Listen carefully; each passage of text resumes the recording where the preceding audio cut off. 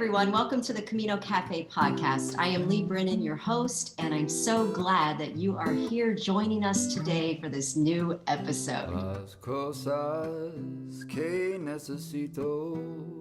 Great things are happening all over the Camino right now. One of the biggest announcements is that Casa Susie reopened, and that is great news. So make sure you book your bed as they are going to be filling up, because I know everyone's so excited that they reopened. Also, 2 new affiliates have joined our group of affiliates. We already had Spanish for the Camino and Camino Concierge, and now joining them is Camino Confidence, and Camino Confidence is a Camino tour group that offers retreats for women as well as Camino planning, and Camino Stella. And Camino Stella offers concierge service here in Santiago, as well as a pilgrim balm, photography from the Camino, and walking tours. So there's some really great things going on here. These affiliates, I'm so grateful that they support the Camino Cafe, and I in turn support them. So they are businesses that I trust and can highly recommend that you might want to check out. So today, boy, what a great interview I'm introducing to you today. We have Shoshana Kerewsky, and Shoshana just wrote a book called Kintsugi, Camino, a Memoir. And wow, what a book. She sent me a pretty big sample of the book, and I read through that and I am totally hooked. I think we had a great conversation. Things get deep, and we talked about so many different topics, but I think you're going to enjoy meeting her. So let's get to today's interview. Shoshana is with me today, and I am just delighted that you are joining us. She is out in Oregon, and it's early morning for her, late afternoon for me, but we're making it work. So thank you for coming to the Camino Cafe. Thank you for having me. Well, you're welcome. As we were chatting before we started the recording, I have been so intrigued as I've kind of watched the arc of your story writer, the book writing, I think, during COVID. And then when I saw your cover, I was like, I've got to talk to you, because that cover is gorgeous, and the title as well. So could we start with the cover? And yeah, if you can show everyone, it is just stunning. And I knew that you were an artist. And so the very first thing we're going to talk about is, how did you come up with that cover? Mm-hmm. Yeah, well, I was in Santiago de Compostela, and it was my last day, and I was taking some photos of the cathedral from different angles from the neighborhoods, so not just in the city core, and I was actually trying to find the address where I was going to donate all of my gear before I left, and there was just a nice kind of straight view of the cathedral between pretty nondescript apartments, but the sun was really big and the sky was kind of hazy gray, and I just took a snap of that with my phone. And then when I was thinking about covers for the book, I wanted something that was clearly Camino related for those in the know, so that if you saw it on a display somewhere, or you saw it on Amazon, you would realize, oh, this is about the Camino de Santiago or about the cathedral in some way. And I have some very beautiful photos of those kind of iconic shots of people with backpacks walking on the lonely, gravelly road with the yellow canola fields and the sunflowers and the ruins in the distance, and that I didn't feel like that was what I wanted. I wanted to use the cathedral, and I thought I would play around with some online image editing programs, and I ran it through several iterations of several different programs to kind of get the look that I wanted. And so that's I wish that I could do that kind of swirly business on it, but that was a computer that did that. But I liked it because this was empty sky. And when I saw this design style, kind of a Van Gogh-y design style, I thought, oh, well, that looks like the Milky Way, so that fits. Yeah. And then I was able to manipulate colors and saturation to get it a bit of a rainbow progression, and I thought, well, that's good, because there just are not a lot of LGBTQI books about the Camino, and I identify as lesbian, and so I wanted a little bit of that. And then one of my friends said, hey, that turret there kind of looks like a seated Buddha. And I thought, well, that's nice, that works. And then somebody said, so, but what's with the gray sun? Is that supposed to represent breast cancer? And I thought, yeah, okay, fine. I mean, I'm willing to take found symbols. And I tried it in a couple of different colorways, and people actually some of my friends liked other colors that were duller, better, but it looked like Soviet science fiction. And that wasn't the look I was aiming for. It looked like kind of post-apocalyptic 1978, like post-radiation. It just was not quite the look. But I think that the cover also, for me, once I started popping the colors up, really captured the hallucinatory feeling that I think many of us have after we've been out on the Meseta. And I was walking in successive heat waves. Yes. So it was routinely over 38 Celsius, over 100 Fahrenheit, and just thumping along in pain, not sleeping very well on the plastic mattresses under those circumstances. And I thought, well, the cover should be hallucinatory too, because the content is fragmentary and at times slightly out of my mind. So, I want the cover to be good advertising for what you're going to get. Oh, I love that. And sometimes I think when you're walking through a bookstore, you don't realize all the care and the planning that goes into creating a cover. And I love hearing your story about it. I mean, not only is it beautiful, but now it's very symbolic to me. I love that.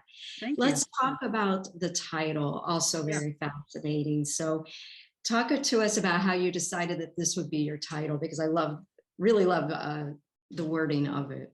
Thank you. Well, the title is Cancer Kintsugi Camino, a memoir, because I wanted it to be clear what it was. I at the time that I started writing it, there were no other titles popping up on WorldCat that looked like that. And now it turns out, since then, someone has published a book called Cancer Kintsugi, but it's cancer focused.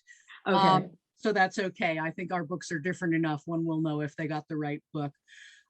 So Kintsugi is the Japanese art of gold joinery. So when you see a bowl and it's got kind of gold tracery on it, that is Kintsugi, or I think Kintsukuroi. I may be mispronouncing that. But there are a couple different ways to refer to it. But what they all describe is a method of repair of something that has been broken, but with the implication that it is more beautiful and more valuable and more poignant for having been through the process. And so it's kind of opposite to the way that we think about aging, for example, in United States majority culture. And the idea is that things become more meaningful as they age and change.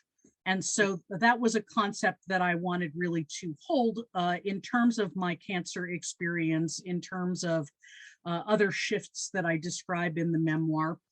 And I had a whole lot of other titles that had many more words in them and were more explanatory. And when it came down to it, I was writing for permission, because if you're going to quote the poet Sappho, her fragments are very short.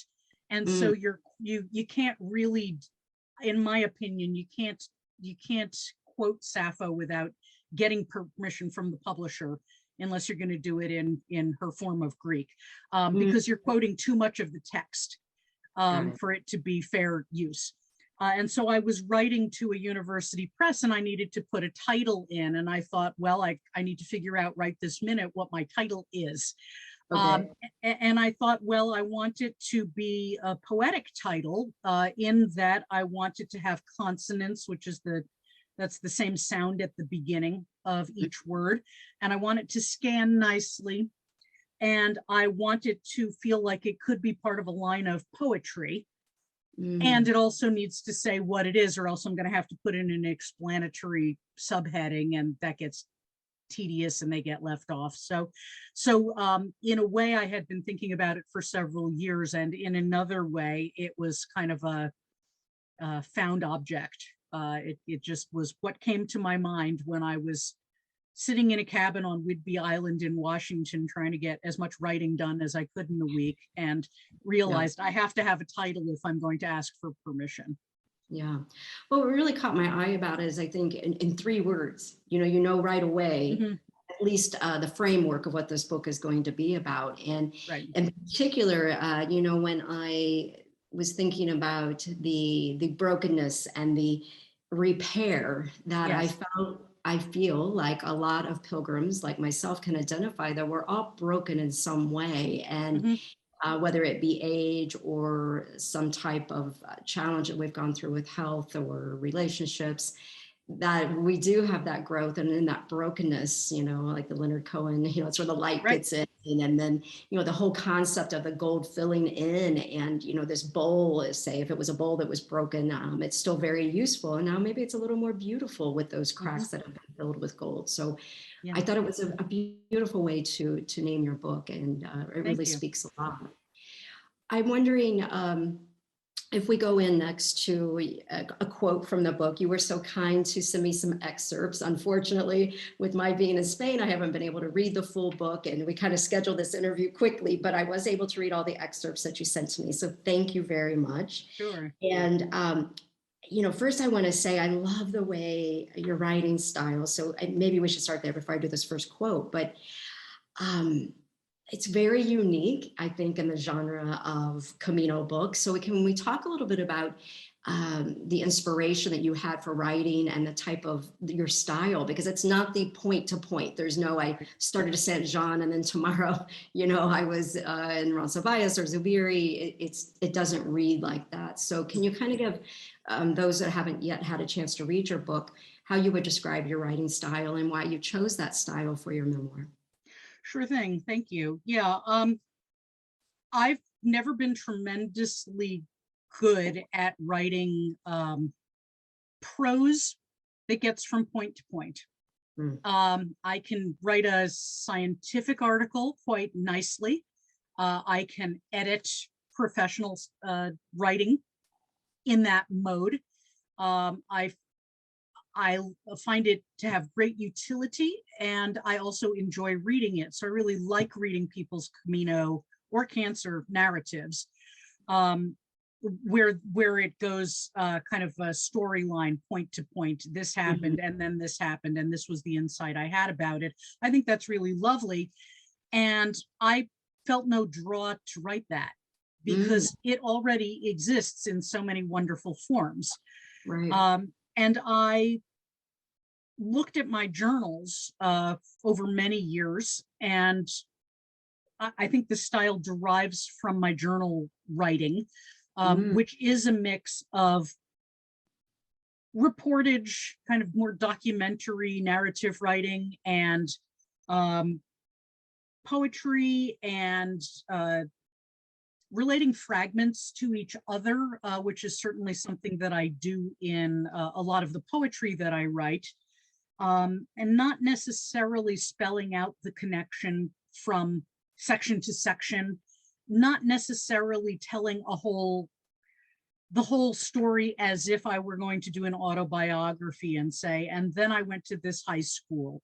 And let me tell you about working on the literary magazine and my friends at this high school. And let me tell you in slightly disguised ways about who I had relationships with at college. And I'm not good at that. That's so interesting because you've written a lot of things academically. I mean, you've been published already, but they have been more academic, which I would imagine are more... It's boring and sturdy, and I taught myself to do it back in the old days when I was an English teacher before I became a psychologist. And I teach my students to do it, and I sometimes give them my writing from my first couple of years at college, my academic writing, and they say, well, but Dr. Kerewsky, this is terrible. It's not organized. There are no transitions. I can't tell what point you're making. And the answer is yes, I didn't know how to do this kind of social sciences academic writing professional publication writing until I needed to teach it to middle schoolers. And then I learned to do it. So I can do it, but I don't like to. I like to do this. You like to do. And particularly for this topic, when I thought, how do I express this rather than having parallel narratives and without having this be a memoir that suggests that why I went on the Camino was kind of only because I had had cancer. What came before the cancer, which was a big deal. What came before it? What was it like? What came after it? What was the Camino? What came after the Camino? And so I wanted to put them into a broader context. Rather than aiming for seamlessness, I wanted to draw attention to the fact that, I think our life narratives are fragmentary, and we pick out pieces and we tell a story. As a psychotherapist, that's the kind of work I do. I am a narrative psychotherapist, which means I'm working with people about their metaphors, largely about examining their unconscious metaphors, their processes, the symbols that they're using, the stories that we all tell ourselves, and then shifting those in a more desirable direction, or at least a direction that tells the story in a different way. And so I thought, well, I want to write my memoir that way, in a way that draws attention to its artifice. At the same time, I went to Brown University, and I have a master's degree in short fiction writing from the 1980s. Okay. And at that time, the vibe in fiction writing, at least in that environment, was very postmodern, which suits me. So not using the standard narrative, or at least calling attention to it. But the metaphor, which I talk about in the memoir, was the text is a body, so chop her up, boys. I mean, that's my phrasing of it, but that was what I got over and over again. Yeah. And I would argue with my my advisor and say, don't characters, even in a postmodern story, get to have psychology? Don't they get to have privacy? Don't they get to have aspects of the story that we as the reader don't know? And isn't there some coherence? I don't think you can chop a text up so much that you can't read a story out of it. And I got a lot of blowback on that, and it stopped me from writing for a good long while. So I thought, if I'm going to write my memoir, part of what it's going to be is my response to that, what I've learned over the years of reading and writing and being a therapist. And so it's also explicitly a response to the idea of postmodernism as, for one thing, aggressing against a body of text that's construed as female, and then leaving it there to bleed out and die. That's not my idea of a good story. It's interesting as a thought experiment, but I don't think it's what the best postmodern fiction does. And so I thought, well, maybe I can write a postmodern memoir that also serves as a critique and response to that. No, that is fascinating. Well, from what I've read, I think you've hit the bullseye on it. Thank you. I want to read just a little bit of a passage to kind of give folks a little idea of some things from your book. So there's a portion that says, Cancer and the Camino are secret societies. We recognize each other by our symbols and signs. Cancer is a question with no compelling answers. The Camino is answers without knowing all the questions. The body of the land is not fractured, but continuous, always repairing itself and always in decay. I reread this section numerous times. It just really hit me. So I wonder if you could just kind of share what you were thinking about as you were writing this, and kind of take us from there a little bit. Yeah, well, and I think that it's a good example of what I'm talking about. So the piece that you just read is 3 short paragraphs of 1 or 2 sentences each. And so they're being expressed as having a relationship with each other, but they're not necessarily in a kind of a direct narrative relationship with each other. And so in some way, I was thinking there about just variations on the theme, and what are thoughts that accrue together And as we were talking about earlier, my writing process is, I'm a qualitative researcher, so I can use the software. Though now that I'm retired, I don't have to. But what I prefer is when I'm looking at an interview or I'm trying to put together a text like this from pieces that I've previously written, or how to interweave quotes. I print it out and I cut it up and I tape pieces together, and I saw that on a post. I didn't understand what was going on there. Now it makes sense. I use highlighters, I use arrows, I pin things to the wall, I walk around and look at it and weep as I try to make sense out of it, which is how I wrote my dissertation as well. So that's a very comfortable writing style for me. And so part of the question in putting this together is which pieces go together, not because they're necessarily telling the same story, but because they're, maybe you could think of it as call and response, so that, the voice in your head says, these two things, Cancer and the Camino, are similar because they're secret societies. You recognize, you see the little pink ribbon on somebody's backpack. You see the shell. And you wonder, you see the yellow arrow on somebody's socks and you think, is that a Camino sock? Did you go on the Camino? Right. And so we're looking and we know each other and we're sensitized to that. And then I think that leads to, well, so are we looking for answers or are we looking for questions? And how good are we at knowing that sometimes we don't have satisfactory answers and we don't even have all the questions? And then that makes me think about things being incomplete or broken or changed or repaired. And so as I'm walking along the Camino, I'm stopping and scribbling in my tiny little notebook, which my friend Laura, who I walked with for a few days, referred to as my fetal moleskine notebook, because it's just tiny.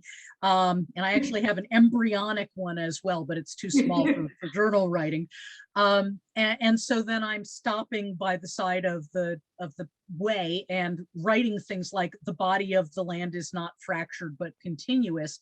And people are stopping and saying, middle-aged lady, are you okay? Do you need some water? It's like, no, it's fine. I'm writing. Just journaling. That's right. Yeah. And so then after that piece that you quoted, there's a haiku, and haiku and other poetic pieces kind of punctuate this. And the one that follows that says, conversations in the present indicative, the way is just now. And so that does two things. One for me is that's a reminder that you can get caught up, I can get caught up in philosophizing and making patterns, and that one returns to the present moment, to your body, to the environment you're in, to your breath. And maybe that's what matters more than questions and answers. So hopefully it accomplishes that as kind of a coda to that section of the book, and also the form that it's in, the form that the memoir is in large part, is Basho's Haibun style.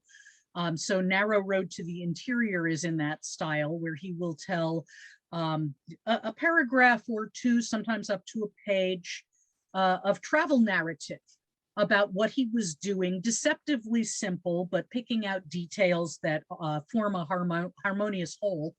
And then those are either ended with or interleaved with haiku that typically are, even if they're about the thing that he's writing about in that paragraph, you don't say, and here's a haiku that I wrote that was about this section of the Camino or this experience of going to a retreat center. And I like that form very much because it is discontinuous on one level, and for an active reader, highly continuous, because you're asking, well, how do these things go together? Yes, yes. And there are a couple of books of Camino poetry, some of them in English, some in Spanish, that I've read. And there is a cancer narrative. I just read a lesbian narrative. called Tough Girl. I haven't read that. Yeah, she was an Olympic swimmer from Portland, Oregon, from the Portland area. And one of the books that I read, and I think it was one of the cancer ones, does use the Haibun form. So I tried to read Camino books that were not just the regular all day and all night I read Camino books and all day and all night I read cancer memoirs, but also was about some of the more specific topics that I was addressing to make sure that I wasn't stepping on anybody's toes, and that there was a reason for me to tell my story in my particular way rather than it being repetitious. Yeah, I really liked it because I felt like it gives the reader a little more work to do. We're not just spoon fed everything, you know, we got to kind of dig in there and kind of think as I was reading, and like how is this drawing together. So I really enjoyed that. And I knew that you wrote poetry and haikus, and I wanted to go back and mention that you're actually the cover of your book, and when folks look it up, if they're not watching the video right now, if they're listening on the podcast, just know that you can buy artwork on your Redbubble account. So that was really lovely to see, and also some of your haikus. So I'm curious on your Camino haikus. Do you write them in the strips of paper? And then, like, what's your method on your haiku writing? Usually I scribble them while I'm driving, pretending that I'm not doing something that I shouldn't be doing while I'm driving. Love the honesty. I try to think about them and play with them in my head if I'm not somewhere where I have paper and a pen, or can't narrate because I don't already have the phone set up for navigation. And I do try to keep my eyes on the road and my hands on the wheel. Every once in a while, I'm compelled to pull over and write something. But mostly what I do is I say it to myself again and again, and I say it out loud, and I pay attention to the sounds and the rhythm. And I try to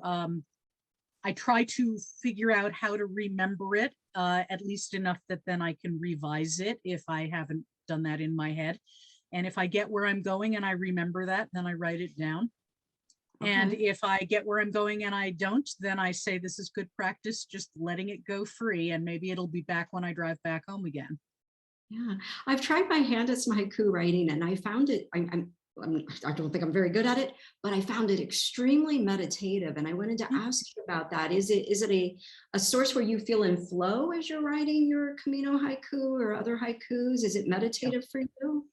I think really almost all of the writing for the memoir, for example, which is a mix, and a mix of different writing styles as well as that. And that all felt like flow, except for the section where I was writing about cancer and trying to be really in the moment with it, because that was an experience of being, in many ways for me, knocked out of flow. And really being more in a recording mode, and just grimly accounting for my experience. And so I think and that stylistic difference was important for me to demonstrate in the memoir as well. But yeah, I've written a lot of sonnets over time, and that's a very fixed poetic form.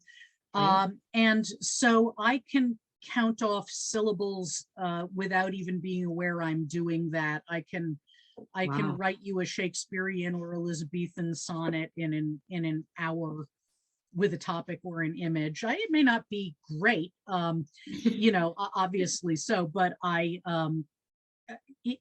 think that way. I think in iambic pentameter, and so the haiku makes me break that up and think in a different way, which I'm very appreciative of.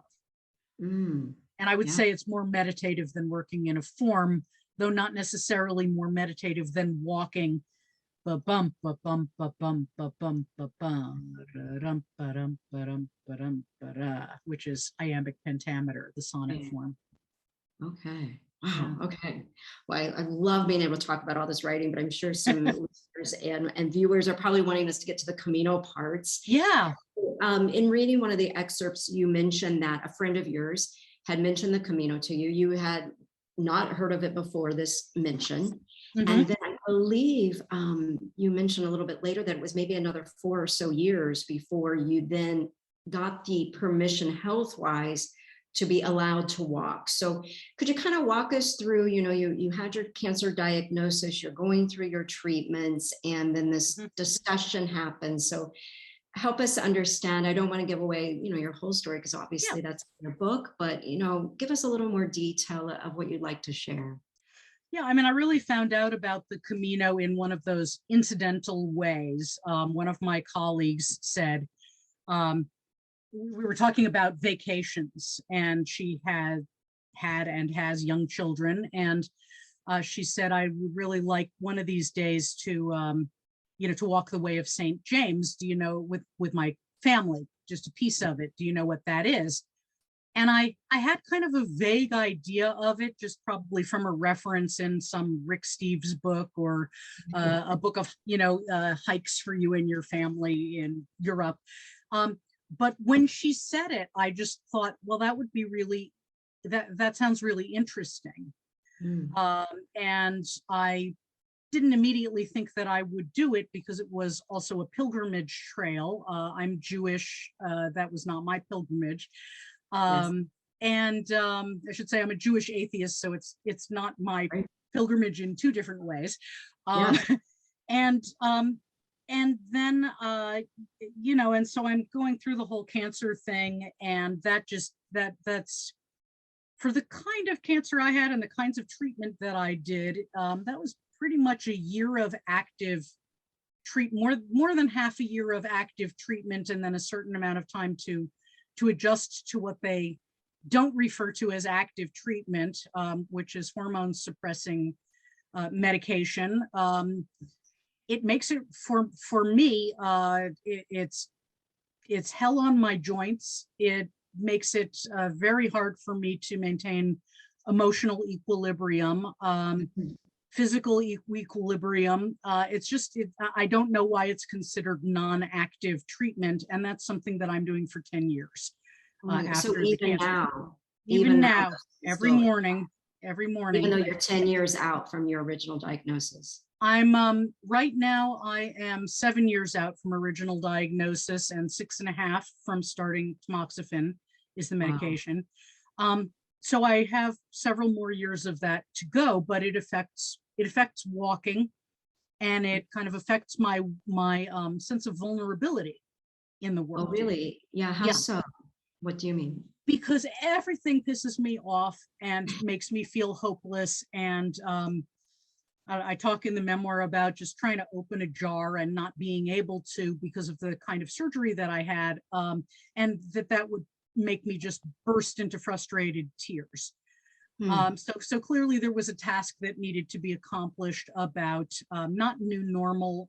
That's not a phrase that resonates for me, though you hear it a lot about cancer, but what's the new abnormal going to be?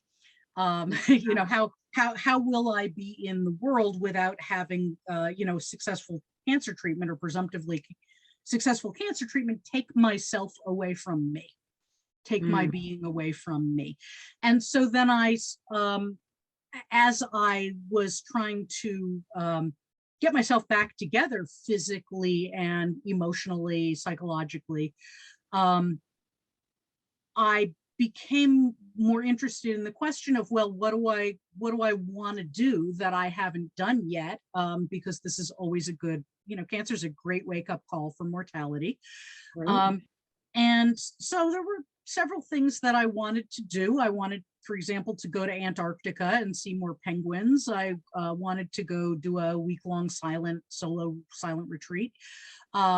So there were activities that I wanted to do, and I started thinking, I actually want to walk this. I want to walk this Camino. I am, I'm Jewish all the way down, according to 23andMe, and from mostly, well, almost entirely from Europe. There's a little East Asia and a little North Africa in there, but looking like around 10% Sephardic Jewish, which would be Iberia, and then around 80-something% Ashkenazi, which would be primarily, Russia, Ukraine, Czech Mhm. Republic, Poland, Germany. And so this is where my people are from. But when I go to Europe, I feel kind of anxious every time I go to Notre Dame or some other cathedral. It looks very beautiful and I want to engage with it. And I also feel really angry and excluded and exiled and kicked out and victimized by the other European cultures in which Judaism resided. And I think that's just historical fact, but I thought, well, it's been, over half a century that I've been feeling that way, so maybe it would be time to let go of that story. And so I Wow. thought, well, I'll bet the Camino would be really good for just sort of burning that out, including that maybe on the Camino, I'll take some days and I'll do some things that are really not Jewish. I will pray to St. James. I mean, that's Wow. just not what you do when you're a Jew. And Or atheist. I will go into the cathedrals and I will light candles. How did And that feel? Tell us about the first time that you did that. well, it was creepy and weird, but I felt like Creepy it was and weird, so yeah. I persisted anyway. I mean, in the same way that, if you've Yeah. ever gone to somebody's I mean, not even necessarily religious services, but cultural Yeah. events, Yeah, and it's totally get what you're saying. strange, Yeah. right?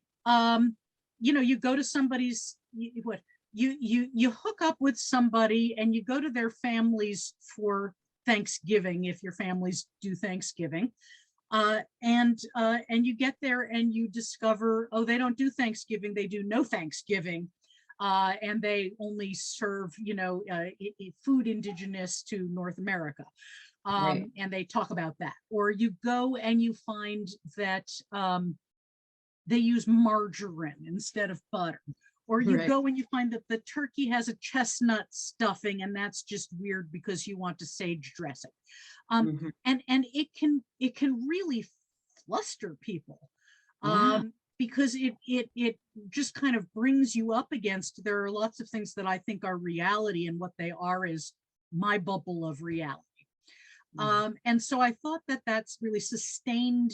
I took 42 days on the Camino, and so that's a good long time to go into a lot of churches and peer through the windows of a lot of chapels, and notice lots of religious statuary. Yeah. At one point, someone gave me a little cross, and I wore it.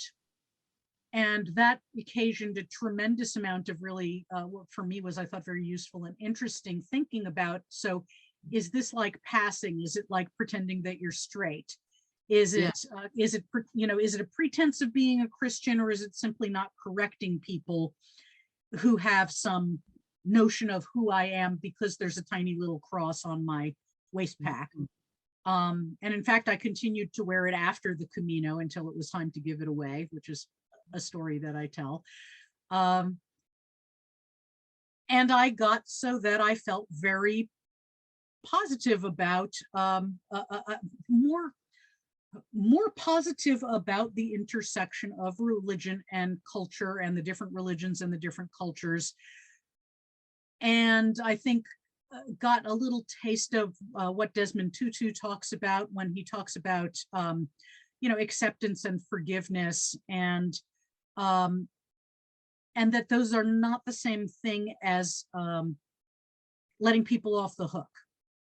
Yes. So I still hold European cultures accountable for their past and present behavior, and I hold Jewish cultures accountable for their past and present behavior, Palestine being one example of that. But I just felt much, it became more natural for me to kind of move in and out of that, and to be appreciative and not to be pissed off. And so that was helpful in other areas of my life. I'm usually not a very pissed off person, but this is, I mean, they could, if tamoxifen needed a name for what it does, I would call it like sore ankles, pissed off medicine. It really has a profound effect on me. I had no idea that it did that. It doesn't for some people, but yeah, it's my special metabolism. So all of that I thought was really interesting. And I was already, as a therapist, doing some spiritual interventions with my clients when that was a good match for them and they wanted it. But being really careful about what's called scope of practice, in that I was not a religious practitioner. And being in Oregon, most of the clients I was working with, if they have that religious perspective, were Christian, although that was not my most recent caseloads experience. And I thought, well, I want to be able to talk about this more, because I had so many conversations on the Camino about how important this is to people. And so I actually did sign up as a reverend, which you don't do as a Jew, with the Universal Life Church Incorporated, so that it would be in my scope of practice as a reverend, even if an internet reverend, to be potentially raising some of these questions with some of my clients, again, where it was appropriate and desirable to them. But that comes from being on the Camino and being with people and listening very intently to what they had to say about what it all meant to them.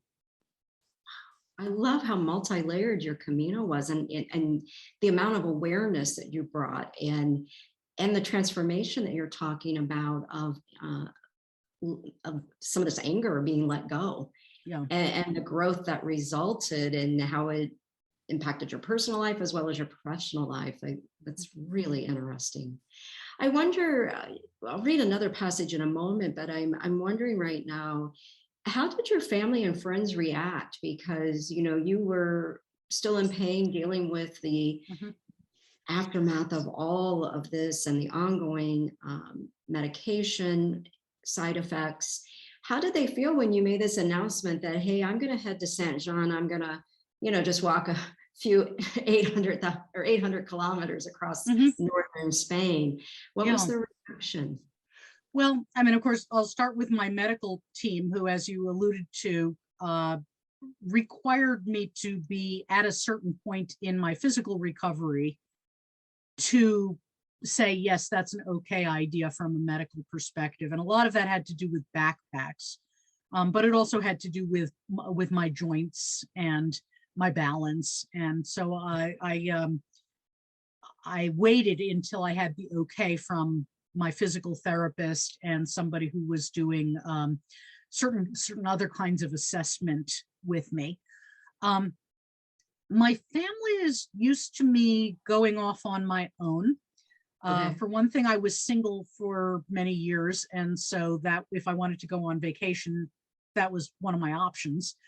Right. I had done some solo travel to consult and volunteer and do some other more professional tasks in both Vietnam and Cambodia. And by the time the Camino came up, I had been to Antarctica on my own, that is on a ship with other people, but traveling on my own. I had been to a silent meditation retreat on my own. And so they were used to that. The question, I think, was, they had a lot of pragmatic questions. Well, where do you sleep when you're doing something like this? Are you going to be up on some mountain with no cell phone service? What will you do if you need a rescue? Are you going to be entirely surrounded by people who are very religious Catholics?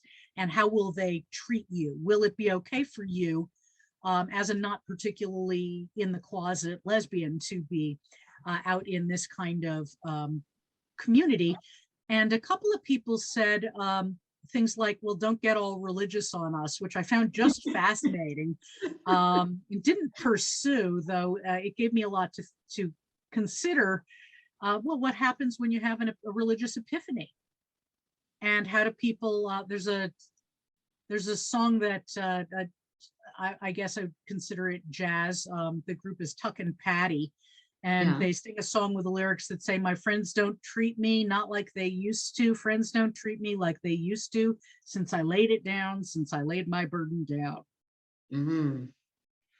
So, what would that be like? What would it be like? I didn't think I'd have an epiphany.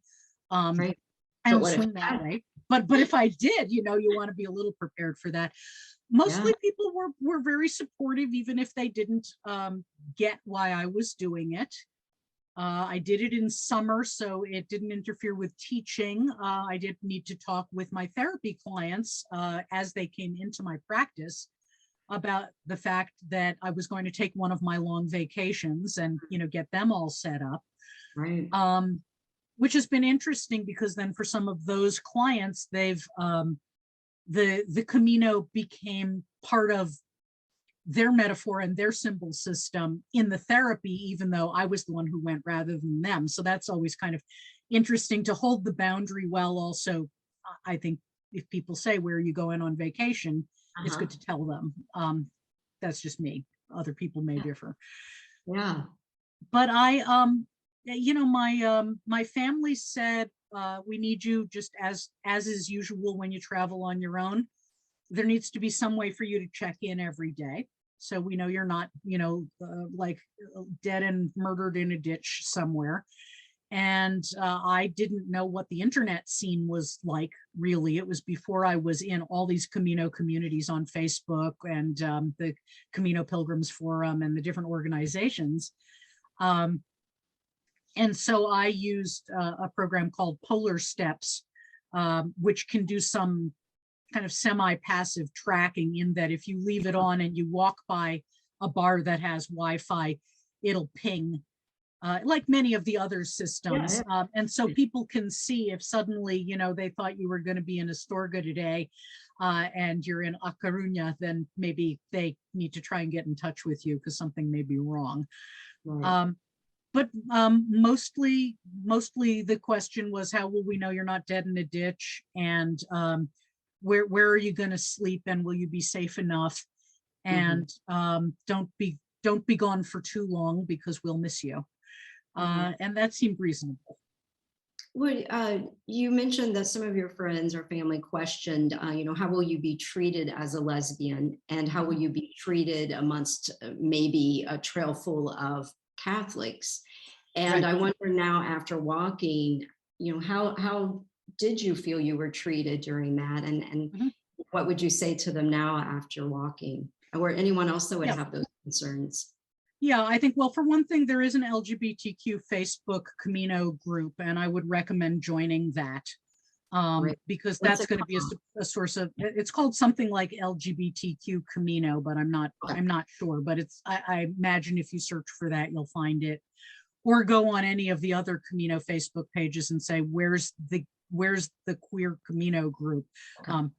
People will say.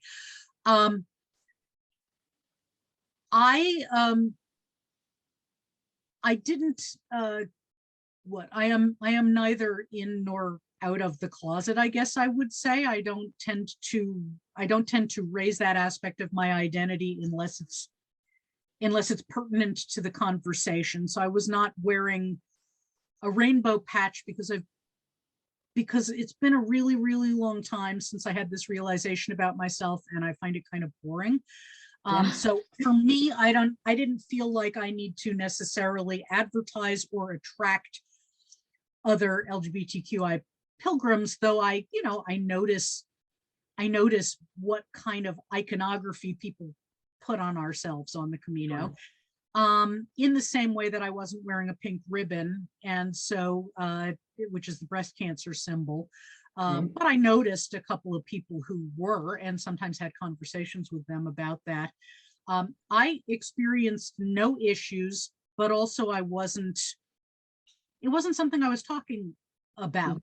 I don't know how it would be if I were more actively out. I don't know how it would be if I were, I don't know, wearing some big queer t-shirt when I encountered, for example, people who are standing by the side of the road shaking holy water onto people. I don't know what it would mean to them, but I didn't experience anything problematic or negative. I think only talked about having a wife with one person, and that's because we were having an intimate conversation and had known each other for several days, and he had supported me in taking the bus one day when I had some pretty excruciating blisters under my toenail from that descent from Roncesvalles, and just Oh, it's brutal. God, so terrible. And just needed a day to sit with my foot in a tub full of salt water and think lovely thoughts in Burgos.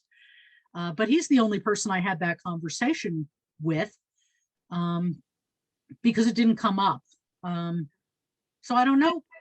Yeah, that's why I asked you, because I sometimes, I will say to folks that I feel like sometimes the Camino is kind of like this great equalizer of no titles. I felt like for me, it was one of those few times that I really felt, I was just me, just me. I wasn't a wife, a mom, a this, or that. Right. I was just Lee. I was just a pilgrim. Yeah.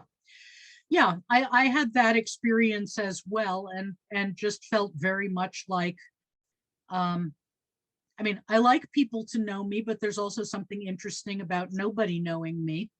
Not in order to be intentionally mysterious, but just to say, whoever I am is who I am while we're sitting together in Leon, and I'm insisting on buying you a cup of coffee because I know you've been staying at the Donativos, and maybe or maybe not can afford a cup of fancy coffee. So, and talking about how is it for you again? How is the way right now?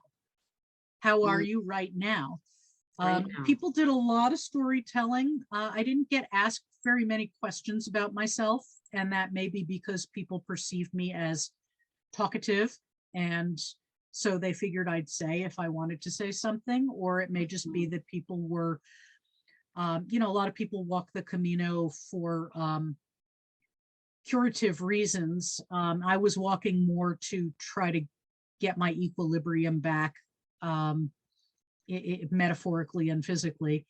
And so I think people often are very much in their own process, and that was really okay with me. But it just kind of didn't come up. Yeah, well, I was kind of wondering too, well, you're probably such a good listener. I mean, with your background, that I would imagine people probably really enjoyed speaking with you and telling you, right? Hopefully so. I wanted to read just one other short passage, and then invite you to maybe share one of your favorite passages. But in this particular one, you talk about, you're talking about a frog in a new pond, and you say, is all travel pilgrimage? Clearly not. Are all journeys? Does it matter if the destination is sacred or secular, exterior or interior, motionful or still? What about disease? Is disease a journey? Is a journey a disease? Is cancer a pilgrimage? What about cancer treatment? And so on. So I just wonder if you could kind of talk to that, because I think that's always a big debate, isn't it? In our Facebook groups, and what makes a pilgrim, what equals a pilgrimage. And when I read that, that really stood out to me. So I'd like to know more of your thinking on that. Yeah, thank you. Well, I'll start by saying I don't have answers to any of that. And I think it's fun to juxtapose experiences or ideas that either are not necessarily immediately culturally relevant to each other, like going on a pilgrimage and having cancer. Don't tend to get compared that much. Or when they do, they may get compared in particular ways. And so how do you shake it up and make those metaphors really live? How do you make the analogies come to life so that we're paying attention to them and paying attention to how we're telling the story of our own experience, what we're noticing, what it tells us about ourselves. So I don't have answers, and I don't have answers about what makes somebody a pilgrim or what makes it a pilgrimage. I know a lot of people really want to define that, and it's really important to them. And it's not for me to say that that's not important. It's not important to me, and I would raise the question about it. What if what you're thinking, what if the model that you're developing is not the only way to see things? What would that mean for you? The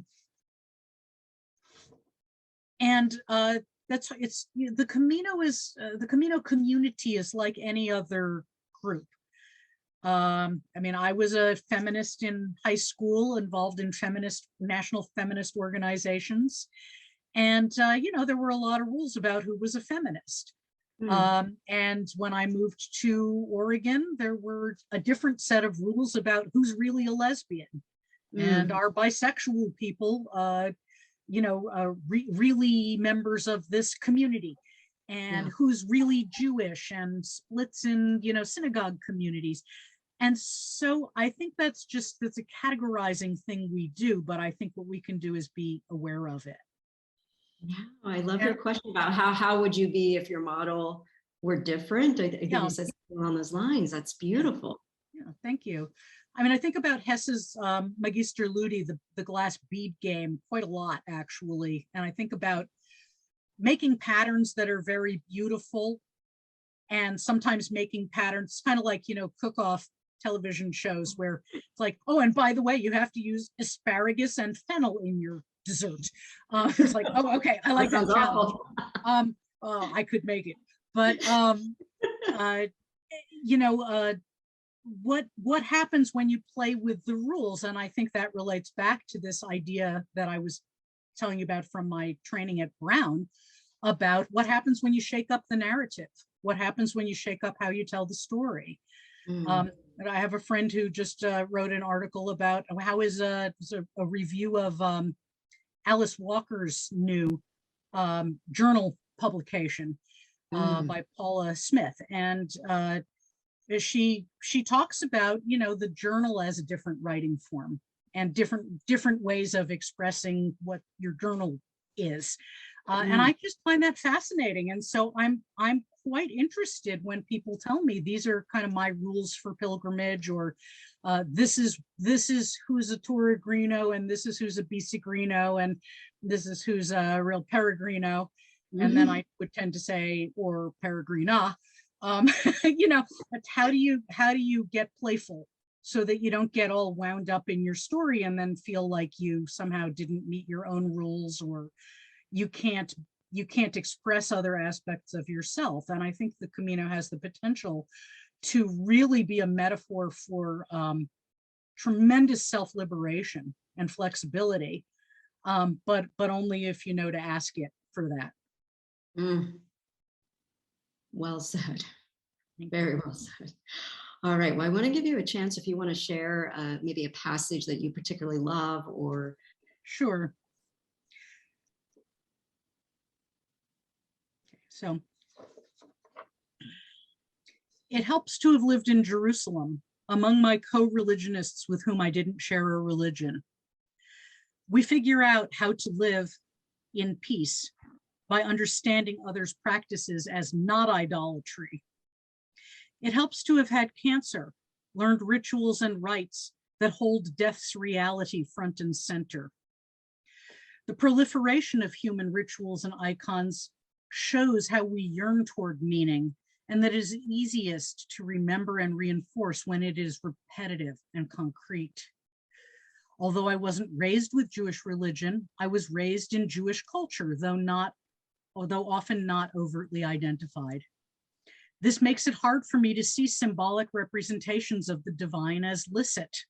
They appear to be avodah zarah, false works. I wrestle with this, she, Jacob, and dogma angel. It is the difference between a thing and its representation, a misinterpretation of metaphor, which is, after all, a means of comparing by highlighting shared characteristics. The symbol is mistaken for the object, as much a failure of the rules of metaphor as is attributing the unlike characteristics from one object to another, a shaky syllogism. I long for trinkets, amulets, and charms.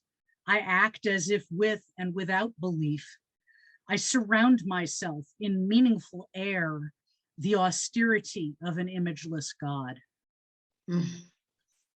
Those last three sentences of that was actually one of the excerpts that you sent to me. Would you just read those last three again? Yeah. Wonderful. I act as if with and without belief. I surround myself in meaningful air, austerity of an imageless God. Wow. Wow. I think that we should end there. Okay. Thank you so much for having me.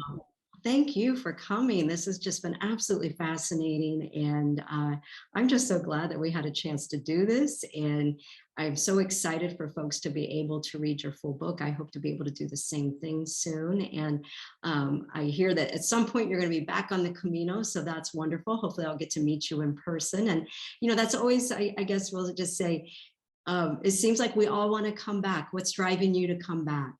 Mhm. I feel like now I did it one way and now I want to do it a different way. And I will say, as a woman walking solo, it feels safer than a lot of things that I do, and so I can focus my attention in a different way. And so I like that about the Camino. I like that it's a safe community and environment for the most part. Certainly more than walking down the street in Portland. And yeah, I want to now I want to do the Camino experience in some different ways. So I'm already planning my third Camino, which is making my family point and laugh. Well, that's great. Well, Shoshana, I have really enjoyed this conversation. Thank you for sharing with us. And I know that folks are going to be inspired by your words. So wonderful. Well, thank you. And I'll close out the interview. Please stay on so you and I can say goodbye. But I just want to say to everyone, thank you for all of your support and for coming to hear these Pilgrim stories, giving us an opportunity to share story, to process our experiences on the Camino. And I hope that if you have not yet walked or are considering walking again, I hope that the stories you hear here give you the courage to, book that ticket and take that first step. So thank you, everyone. Buen Camino. Buen Camino.